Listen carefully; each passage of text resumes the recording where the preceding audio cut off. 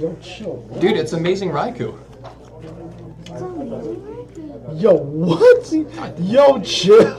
You didn't read my article? If you are like Dr. Paulo and you're too busy reading medical work to read my Gym Leader Challenge article on Turbo Snail, then here's the 3-minute video. Here is how you play Turbo Snail, and I'm going against a Zach mirror match with Rapid Strike Water. A really cool chef. Zach actually makes cool decks all the time. He just got his badge with an Earthquake fighting deck, and the Rapid Strike Water can use these low maintenance attackers to either snipe with Lapras or be a beat stick that conserves energy with Tapu Fini.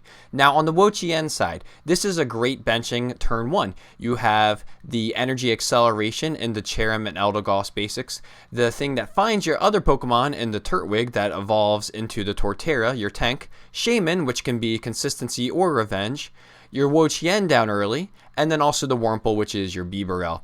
Now, the only thing I normally do different here is the Roserade line over a Wo-Chien, typically, but this is okay, and it just kind of depends on prizing. If you've played enough Grass in Gym Leader Challenge, you know Grass has some struggles with prizing.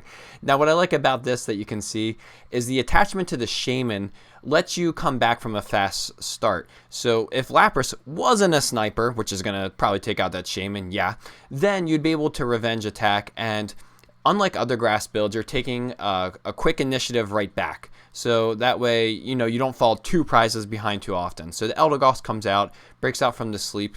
We're going to be accelerating here, and this is sort of a mid play, but it's okay because we're setting up our board. We're attacking with Eldegoss. That happens more than I care to admit, but you take 30 less damage. And also, Zach doesn't have an established board yet. The Frostmoth notably only goes to the bench, so I have a feeling that I'm kind of safe, so I'm okay with this minus 30, sending up the Groddle, the Silcoon, and just sort of getting my board a little bit more established so I can get the Cherrim out next turn, and that's what's going to happen. We're going to get all the guys and really keep going through this deck. You get the 2 energy out with the Eldegoss, you thin out your Pokemon, and then here's how it works. You get the Beautifly, you draw up, and now that we have our Pokemon and all of our board set up, we're going to play by just discarding through the deck. So the Explorer's Guidance takes the top 6 and you keep 2. They have the Frostmoth set up, so this is nice. They're showing their own consistency in that Tapu Fini will swing the 120. Now the recycle energy on the Wo-Chien, that's an important piece because if they go Hex Maniac or they take a knockout, you want to make sure that you still have a backup attacker, and you can actually do that pretty well versus some other things that have a wide support bench, such as Psychic, where it's hard to have 2 attackers. We have the Hapu here, which is the same thing as the Explorer's Guidance. We're getting down, and we were able to get a compressor off of that. We're going to hold. We're thinking our Turtwig, or Torterra rather, can be a bench. I'm sorry, it can be a tank, and that's what I like about this version of Grass, is it has all the best cards in Grass still. Zach's able to Guzma up the Wo-Chien. He's afraid of the Snail, but you know what?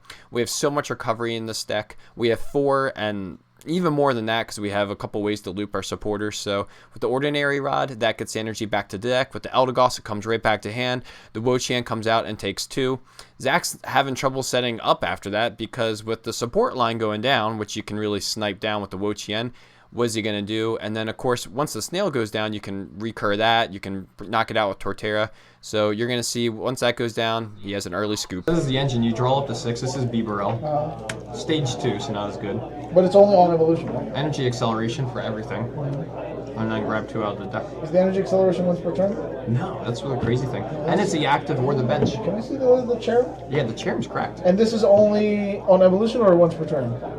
Draw to 6. Once per turn. Does this guy have a... Do you have any tools? You have a U-turn board, but if you blow it away, it doesn't really matter. Well, this is dumb. It's fun.